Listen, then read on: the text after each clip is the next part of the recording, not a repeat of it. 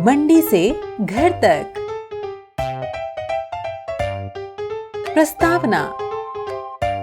इस वीडियो में हम देखेंगे सब्जी यानी वेजिटेबल्स का व्यापार करने वालों की पूरी दिनचर्या और हम ये भी जानेंगे कि हमें घर के काम में हाथ बटाना चाहिए।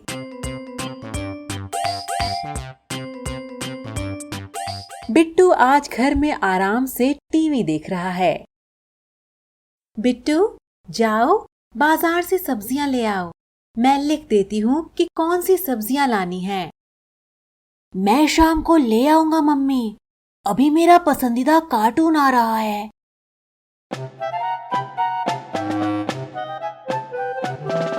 बिट्टू की मम्मी सब्जियों की लिस्ट, पैसे और थैला लेकर बिट्टू के पास आ जाती है। चलो जाओ बिट्टू, अगर सब्जियां नहीं लाए तो रात को खाना कैसे बनेगा? बिट्टू ने मम्मी से सब्जियों की लिस्ट, पैसे और थैला लिया और निकल पड़ा।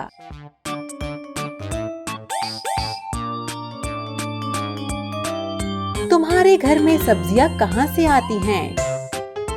उन्हें कौन लाता है? बिट्टू बाजार में सब्जियों की दुकान देख रहा है। तभी बिट्टू को मीनू दिखाई देती है। मीनू उसी के क्लास में पढ़ती है। अरे मीनू, तुम यहाँ? हेलो बिट्टू, ये मेरे पापा की दुकान है। मैं उनके लिए खाना लेकर आई हूँ। मीनू ने बिट्टू को अपने पापा से मिलवाया। तुम बाजार में क्या कर रहे हो बिट्टू? मैं तो यहाँ सब्जियां लेने आया हूँ अंकल। बहुत अच्छे बिट्टू, क्या तुम मेरी दुकान से सब्जियां लेना चाहोगे? जरूर अंकल जी। तो बताओ बिट्टू, क्या चाहिए तुम्हें? बिट्टू सब्जियों की लिस्ट निकालकर एक एक करके सब्जियों के नाम बताने लगता है। प्याज 1 किलो, आलू 1 किलो। अरे बिट्टू रुको, पहले मुझे प्याज तो देने दो। तुम एक काम करो, ये पर्ची यहीं रख दो, मैं खुद ही देख लूंगा। मीनू के पापा ऊपर ठेले पर रखी प्याज ना देकर दूसरे थैले में से प्याज निकालने लगे। बिट्टू ये देखकर थोड़ा परेशान हो गया। मीनू ने उसे परेशान देखते हुए कहा, बिट्टू, चिंता मत करो, उस थैले में सारी ताजी सब्जियां हैं। हम पहले पिछले दिन की बची सब्जियां बेचने का प्रयास करते हैं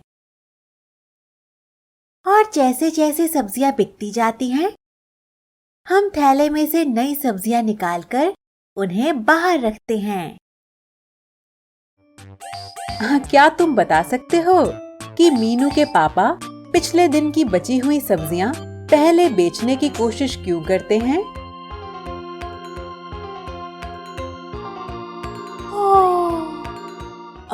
अच्छा। बिट्टू को उबासी लेते देख मीनू ने पूछा, अरे बिट्टू, क्या तुम आज जल्दी उठे थे? नहीं, आज तो मैं बल्कि 9 बजे उठा था। ये सुनकर मीनू चौंक गई और बोली, हाँ, 9 बजे? हमारे घर पर तो सब रोज 3 बजे ही उठ जाते हैं। क्या तुम्हारे घर में भी किसी को जल्दी उठना पड़ता है? किस समय और किस काम के लिए? पर तुम लोग इतनी जल्दी क्यों उठते हो? बिट्टू, हमें सुबह जल्दी उठकर मंडी जाना होता है। बिट्टू सोचने लगा कि ये मंडी क्या होती है। मीनू, ये मंडी क्या होती है? मंडी एक ऐसी जगह होती है जहाँ किसान अपने खेतों से सब्जियाँ लाकर हम जैसे दुकानदारों को बेचते हैं।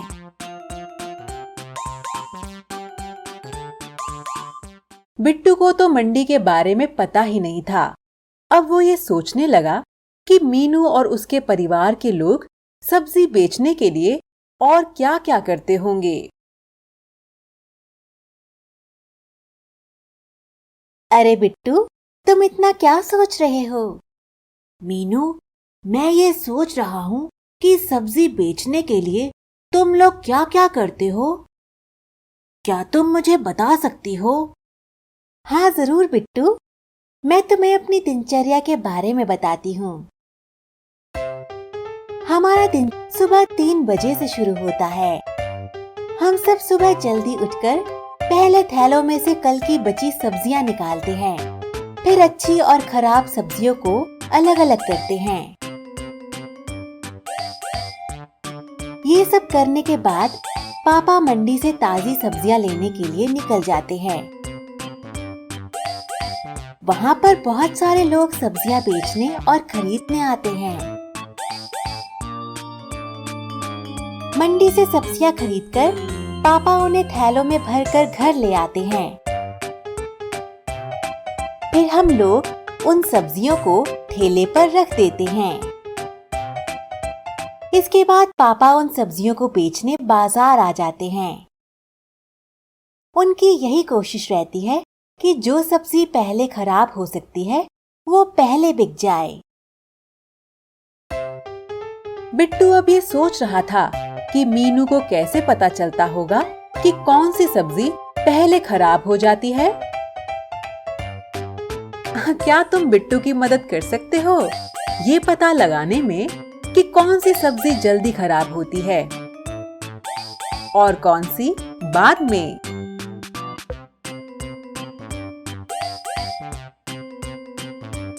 भिंडी,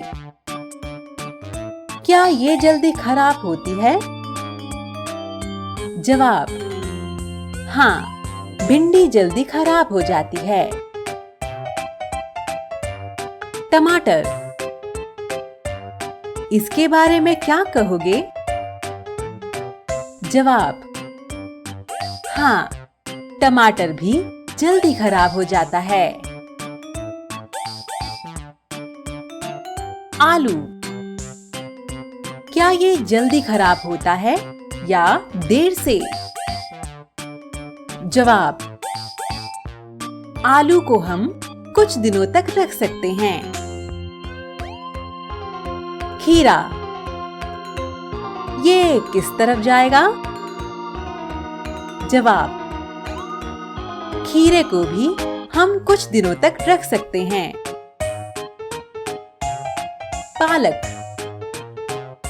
क्या ये जल्दी खराब होता है? जवाब, हाँ, पालक जल्दी खराब होता है। प्याज, इसके बारे में क्या कहोगे? जवाब, प्याज तो जल्दी खराब नहीं होता। कुछ देर बाद बिट्टू ने पूछा, मीनू, अगर तुम लोग काम इतनी जल्दी शुरू करते हो तो खत्म भी जल्दी ही करते होगे।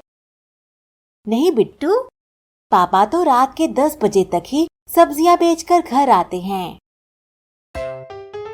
बिट्टू अब सोच में पड़ गया कि कैसे कोई रात को 10 बजे काम खत्म करके फिर से सुबह 3 बजे काम शुरू कर सकता है। तुम्हारे घर से भी कोई देर तक काम करता है क्या? कितने बजे तक? ये लो बिट्टू, तुम्हारी सारी सब्जियां।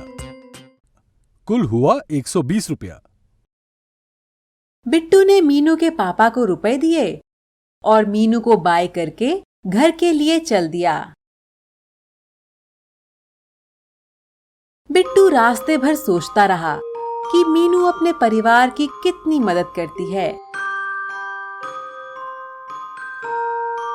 तुम अपने परिवार के बड़े लोगों की मदद कैसे करते हो? बिट्टू सब्जियों से भरा थैला लेकर घर पहुंचता है। बिट्टू की मम्मी थैला खोलती है और सब्जियों को देखती है। अरे वाह बिट्टू, ये सब्जियां तो बिल्कुल ताजी हैं। चलो, ये लो किराने के सामान की लिस्ट। अब ये भी तुम जल्दी से ले आओ। अरे नहीं। सारांश, इस वीडियो में हमने सब्जी यानी वेजिटेबल्स का व्यापार करने वालों की पूरी दिनचर्या देखी और हमने ये भी जाना कि हमें घर के काम में हाथ बटाना चाहिए।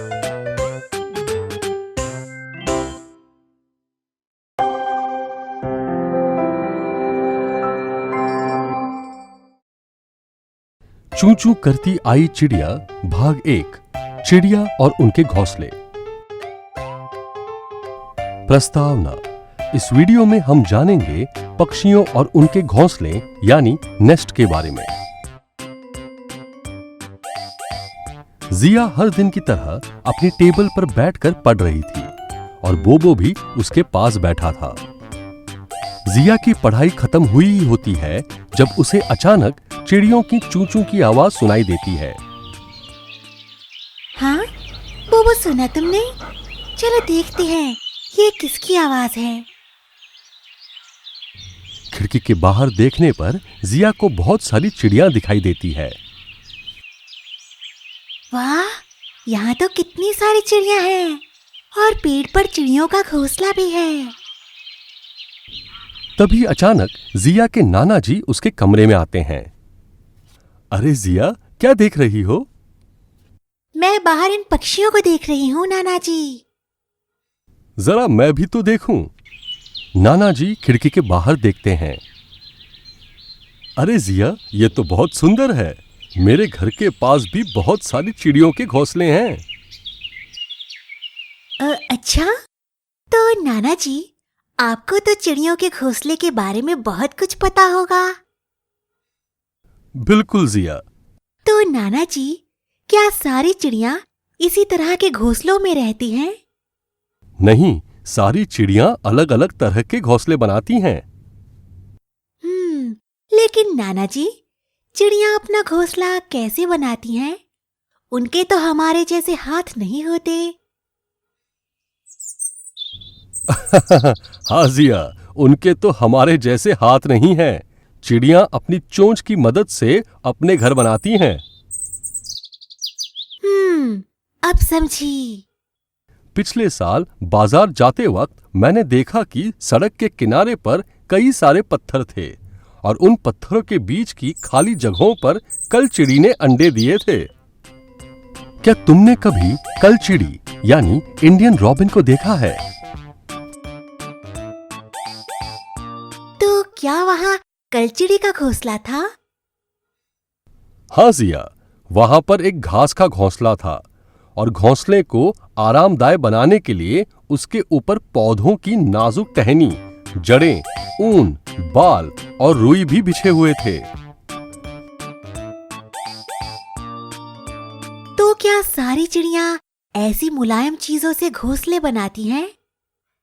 नहीं जिया, कौवे यानी क्रोज तो अपने घोंसले में लकड़ी और शाखाएं और लोहे के तार का भी इस्तेमाल करते हैं और वो ये घोंसला पेड़ की ऊंची डाली पर बनाते हैं। और जानती हो जिया, कोयल तो घोंसले बनाती ही नहीं। तो वो अंडे कहाँ देती है?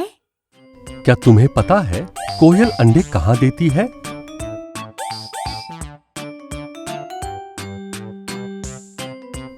कोयल अपने अंडे कौवे के घोंसले में दे देती है और कौवे अपने बच्चों के साथ उनकी भी देखरेख करते हैं। क्या? कोयल तो बहुत चालाक होती है। हाँ, सही बात है जिया। जिया अचानक कुछ सोचने लगती है। क्या हुआ जिया?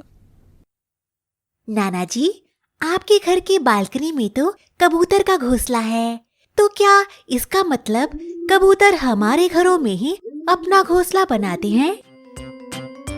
क्या तुम्हें भी लगता है कि कबूतर यानी पिजन हमारे घरों में ही अपना घोंसला बनाते हैं? कभी कभी जिया, पर ज्यादातर कबूतर अपना घोंसला पुराने और खाली मकानों में बनाते हैं। और उसी प्रकार गौरैया यानी स्पैरो भी अपना घोंसला कहीं भी बना लेती है, अलमारी के ऊपर, आईने के पीछे, घर की दीवार के आले में। वाह, तब तो हम रोज उन्हें देख सकती है। हाँ जिया, देख तो सकते हैं, पर हमें उनको तंग नहीं करना चाहिए। जिया, एक लटकता घोंसला भी होता है जो शक्करखोरा यानी सनबर्ड नामक चिड़िया बनाती है। लटकता हुआ घोंसला, वो कैसे बनता है? क्या तुम्हें लटकते घोंसले के बारे में पता है? हाँ जिया, शक्करखोरा लटकते हुए घोंसले बनाती है और इसको बनाने के लिए वो बाल, बारीक घास, पतली टहनियां, सूखे पत्ते, पेड़ के डाल के टुकड़े, कपड़ों के चिथड़े और यहाँ तक कि मकड़ी के जाले भी इस्तेमाल करती है। नाना जी, चिड़ियों को तो बहुत मेहनत करनी पड़ती होगी अपना घर बनाने के लिए। हमारी तरह उनकी जरूरतों की चीजें तो दुकान में नहीं मिलती। ये तुमने बहुत अच्छी बात कही जिया। घोंसले बनाना तो केवल मेहनत की शुरुआत है। अपने बच्चों को बड़ा करना और उन्हें उन घोंसलों में पालना तो उससे अधिक जिम्मेदारी का काम है। आज तो मुझे आपसे बहुत सारे पक्षियों के बारे में जानने को मिला। मैं सोच रही थी कि मैं एक बार उस पेड़ पर बने घोंसले को देख आऊं। बिल्कुल जिया, जरूर देखो, पर उन्हें परेशान मत करना तुम। ठीक है नाना जी, चलो बोबो, हम बाहर जाकर चिड़िया का घोंसला देखते हैं। जिया और बोबो चिड़िया का घोंसला देखने के लिए निकल जाते हैं। सारांश, इस वीडियो में हमने जाना पक्षियों और उनके घोंसले के बारे में।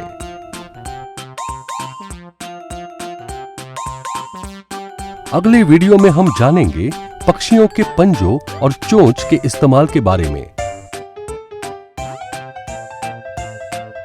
और ये भी देखेंगे कि अन्य जानवरों के दांत किस प्रकार के होते हैं। चू चू करती आई चिड़िया भाग 2। जैसी जरूरतें वैसे शरीर के अंग। पिछले वीडियो में हमने जाना चिड़िया और उनके घोंसलों के बारे में। प्रस्तावना, इस वीडियो में हम जानेंगे पक्षियों के पंजों यानी फीट और चोंच यानी बीक के इस्तेमाल के बारे में और ये भी देखेंगे कि अन्य जानवरों के दांत यानी टीथ किस प्रकार के होते हैं। जिया नाना जी से पक्षियों और उनके घोंसलों के बारे में जानकर बहुत खुश है। जिया का पक्षियों के बारे में और जानने का बहुत मन है, इसलिए जिया मम्मी की दी हुई एक किताब को अपने टेबल पर बैठकर पढ़ रही है। अरे बोबो, ये किताब तो बहुत अच्छी है। इसमें पक्षियों के बारे में कितनी सारी अच्छी अच्छी बातें लिखी हुई हैं। जिया अपनी किताब पढ़ने लगती है और उसे कुछ पक्षियों के पंजों की तस्वीरें दिखती है। क्या तुम पक्षियों के इन पंजों की तस्वीरों को देखकर बता सकते हो कि वो किस तरह से इनका इस्तेमाल करते होंगे? इस पंजे को देखकर बताओ, ये किस लिए इस्तेमाल होते हैं? जवाब, ये पंजे तैरने के लिए इस्तेमाल होते हैं। पंजे की इस तस्वीर को देखकर क्या तुम बता सकते हो पक्षी इनकी मदद से क्या करते हैं? जवाब, इनकी मदद से पक्षी टहनियां पकड़ते हैं।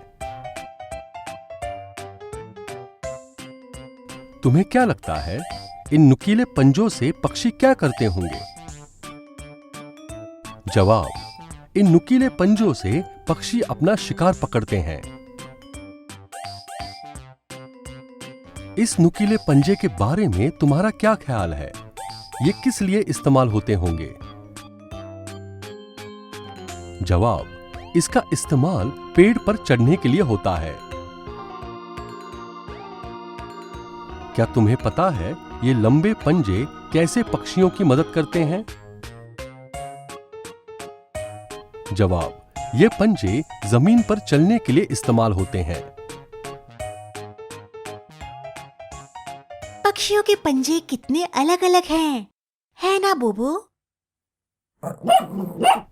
पंजों के बारे में पढ़ने के बाद जिया अब किताब के अगले पन्ने पर पक्षियों की चोंच की तस्वीरें देखने लगती है। पक्षियों की चोंच की इन तस्वीरों को देखकर क्या तुम इनके इस्तेमाल के बारे में कुछ बता सकते हो? इस चोंच की तस्वीर को देखकर तुम्हें क्या लगता है? ऐसी चोंच से पक्षी क्या करते होंगे? जवाब, इससे वो मांस चीरते हैं।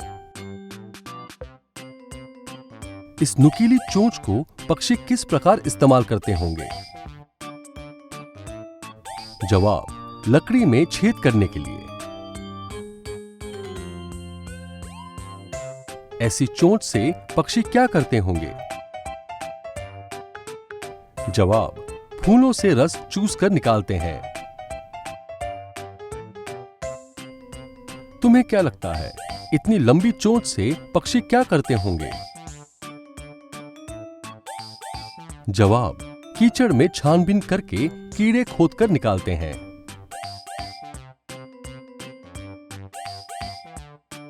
इस चोंच के बारे में क्या ख्याल है तुम्हारा? इसकी मदद से पक्षी क्या करते होंगे? जवाब, बीजों को दबाकर तोड़ते हैं।